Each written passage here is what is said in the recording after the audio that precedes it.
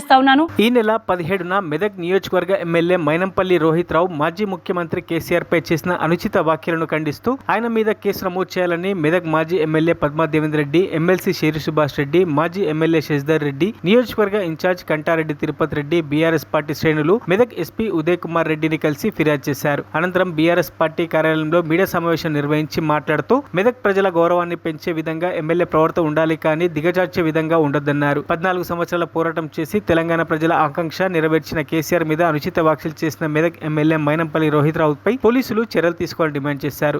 MLA చేసిన వ్యాఖ్యలను తీవ్రంగా ఖండిస్తున్నామన్నారు. ఈ సమావేశంలో మాజీ జిల్లా పరిషత్ అధ్యక్షురాలు లావణ్యారెడ్డి, మెదక్ మాజీ మున్సిపల్ చైర్మన్ మల్లికార్జున్ గౌడ్, మాజీ మార్కెట్ కమిటీ చైర్మన్ కృష్ణారెడ్డి, నాయకులు కిష్టయ్య, గౌస్, ప్రభురెడ్డి, మాజీ సర్పంచ్ లింగం, సాయిలు, యామరెడ్డి, మైపాల్ రెడ్డి, మోహన్ నాయక్, ఎలక్షన్ రెడ్డి, ప్రభాకర్ తదితరులు పాల్గొన్నారు. ఈరోజు మెదక్ జిల్లా ఎస్పీ గారిని కలిసి ఒక రిప్రజెంటేషన్ మెదక్ జిల్లా బీఆర్ఎస్ పార్టీ తరఫున అందరం కూడా ఇక్కడున్న నాయకులందరం కూడా కలిసి ఇవ్వడం జరిగింది.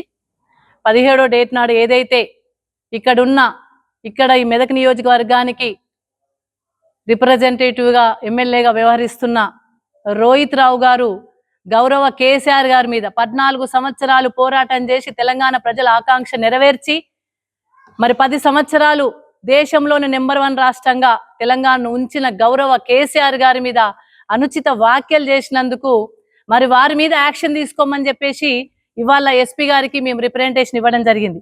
మొన్న జరిగిన వెంటనే రామాయణపేట పోలీస్ స్టేషన్లో రిప్రజెంటేషన్ ఇస్తే మా జ్యూరిడిక్షన్ కాదు ఇది, మేము తీసుకోమని చెప్పేసి అక్కడున్న సిఐ గారు అక్కడున్న పోలీసులు దాన్ని రిజెక్ట్ చేయడం వల్ల మేము ఈరోజు ఎస్పీ గారిని ఆశ్రయించాల్సి వచ్చింది. ఒకటే ఇక్కడ ఎమ్మెల్యే గారు మాట్లాడిన మాటలు సమంజసం కాదు.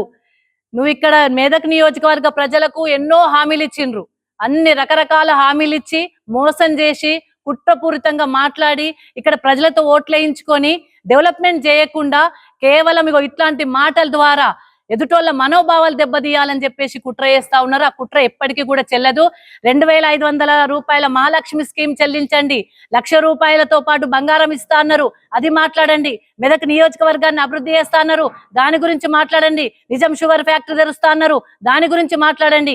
ఇక్కడ డెవలప్మెంట్ చేయాల్సింది పోయి చట్టాలు చేసే మనుషులే ఎమ్మెల్యేలే, అంటే చట్టం చేసే ఎమ్మెల్యేగా ఉన్న వ్యక్తే అట్లాంటి వ్యాఖ్యలు చేయడం వల్ల మరి ఏం మెసేజ్ను పంపిస్తా ఉన్నా మన ప్రజలకు? నువ్వు చేయాల్సింది డెవలప్మెంట్ చేయకుండా కేవలం బీఆర్ఎస్ కార్యకర్తలను మనోభావాలు దెబ్బతీసే విధంగా గౌరవ కేసీఆర్ గారి మీద మాట్లాడిన మాటలను పూర్తిగా ఖండిస్తా ఉన్నాం.